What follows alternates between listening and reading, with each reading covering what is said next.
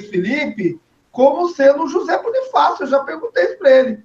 Você é o nosso José Bonifácio? É o novo José Bonifácio? Ele falou, só o tempo dirá.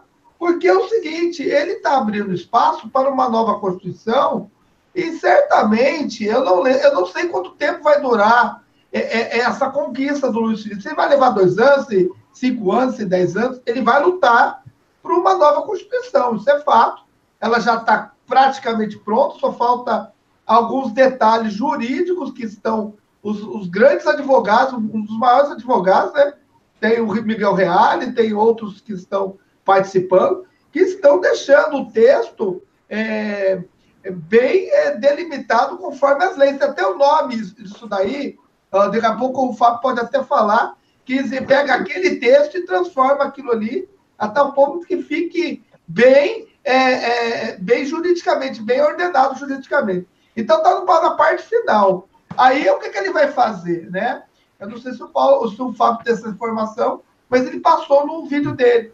Ele vai fazer um manual dessa Constituição, explicando a Constituição, e depois ele vai buscar fazer um referendo para ser aprovado, que ele não quer por Assembleia Nacional Constituinte. E por referendo, caso a Assembleia Nacional Constituinte faça faça uma Constituição, pode pegar as duas Constituições e jogar dentro do plebiscito. E aí o povo vai escolher qual é a Constituição que deseja. E ambas as Constituições terão o plebiscito.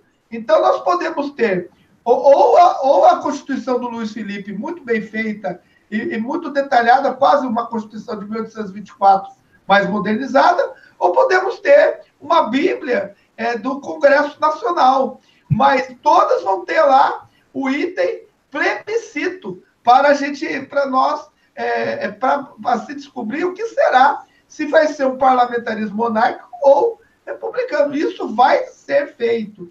Então, até perguntou se ele usaria, caso o Jair Bolsonaro fosse o presidente do país, se ele iria usar isso para trazer o plebiscito. É lógico que ele vai usar, né? Mas se ele fosse vice, ele iria muito mais facilmente propor a nova Constituição, porque ele seria o vice-presidente.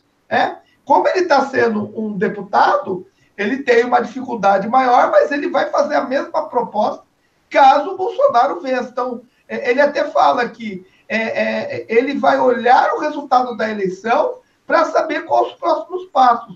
Porque o próximo passo que ele quer, caso fracasse, de repente, as eleições de 2018, ele criar um partido conservador,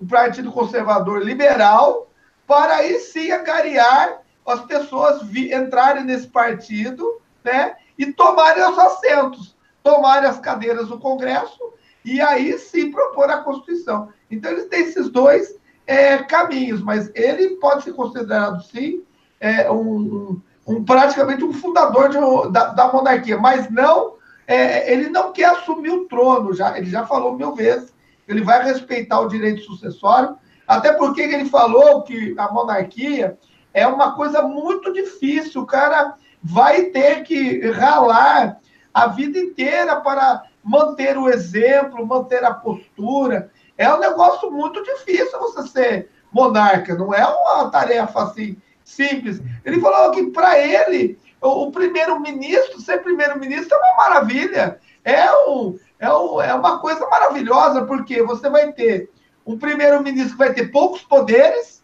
os poderes vão tudo para estados e municípios, ele vai ter poucas funções. Vai ser quase um primeiro-ministro de enfeite, né? Porque vai muito mais para o lado dos governadores e dos prefeitos, né? E da sociedade organizada. Esse é o pensamento dele, mas a Brasília vai perder o poder para caramba, ela vai praticamente virar um pó. Aí ele falou que dentro da Constituição está a independência das Forças Armadas, a independência do Judiciário e a independência do Banco Central. Isso daí vai ser fora do governo. Posso falar uma coisinha rapidinho? Claro. Ai. Não, o que acontece? Deixa eu complementar o que o Marcos falou aí, que é a questão jurídica. O que, que vai acontecer? Se o Dom Luiz tiver a oportunidade de apresentar essa Constituição, vai ser por meio de referendo, gente. Essa é a diferença. Vocês sabem a diferença entre plebiscito e referendo? Eu sei. Não, É. infelizmente. Não, então, vamos lá. Para quem está assistindo a gente, o que acontece? Quando você tem uma lei já pronta, que o grande caso que foi famoso no Brasil foi o Estatuto de Desarmamento, né? Então, quando a lei está pronta já para ser votada, já foi aprovada no Congresso, nas duas casas, e ela joga para o povo votar, escolher se aceita essa lei ou não, é um referendo. Por isso que é muito perigoso, às vezes, você fazer um plebiscito. Porque um plebiscito é como se fosse um cheque em branco. Você decide o assunto, por exemplo, monarquia, república, parlamentarismo ou presidencialismo. Em 93, que foi esse grande plebiscito que para a gente deu, vamos dizer assim, tem muita confusão aí. Mas, no caso em questão, seria um plebiscito, porque você daria um cheque em branco para a Assembleia Constituinte para que ele fizesse uma Constituição, ou ele fizesse a reforma da Constituição, que seria naquela época de 88, para você fazer os ajustes. Como o presidencialismo ganhou naquela época, não teve ajuste nenhum, tanto que a emenda constitucional número 5, que era para fazer isso, não teve quase modificação. Entendeu? O que o Luiz Felipe está querendo fazer é um referendo. Né? Ele vai apresentar a Constituição, vai ser colocado para o povo, talvez o Congresso apresente outra, né, como o Marco falou, né, e vai ser decidido qual que vai ser escolhido. Né? Mas nessas eleições eletrônicas também eu fico até com o pé atrás, né, porque tem muita coisa aí em jogo. Né? Quando você faz uma nova Constituição, você é como se você tivesse um lastro em branco. Tivesse vamos dizer assim, qualquer coisa pode ser escrita, qualquer coisa pode ser formalizada. Entendeu? Até barbaridade. Né? Você pode ter um Estado totalitário, um Estado liberal, dependendo do constituinte ou da votação de qual Constituição vai ser escolhida. Né? Essa é a grande preocupação hoje de qualquer advogado, jurista ou qualquer pessoa da área de direito. Como isso vai ser feito, como isso vai ser preparado e como isso vai ser votado, porque tem que ser perguntado a Luiz Felipe também se ele vai dar a possibilidade de o Congresso poder modificar, né? Eu acho que não seria bom, né? Porque o Congresso que a gente tem, os políticos que a gente tem, nunca foram bons para o Brasil e não vai ser agora. Não, certamente ele vai dar, talvez vai dar algum espaço aí para a coisa ser mais facilmente aprovada, né? Vai ter que dar uma cedida, né? A gente não pode cair na utopia que ele vão engolir uma Constituição Não, do claro. zero, né? Um PCdoB, um PSOL. E eles vão querer barrar, hein? Vou falar uma coisa, vai ter uma grande dificuldade com isso. Na pior das hipóteses, ele falou, eu não quero Assembleia Constituinte para fazer a minha Constituição, porque aí eles retalham tudo. Eles podem ser decididos através do referendo sobre duas constituições, a feita pela Assembleia Nacional Constituinte e feita essa que acabou propondo. Então, eu vou criar um manual para que todo mundo conheça qual é o mecanismo dessa Constituição. Ela vai ser muito bem divulgada na imprensa e muito bem divulgada aí em todos os lugares. Aí ele vai fazer grupos de apoio, então vai ser um negócio bem... não vai ser uma coisa atropelada, vai ser uma coisa bem feita, né?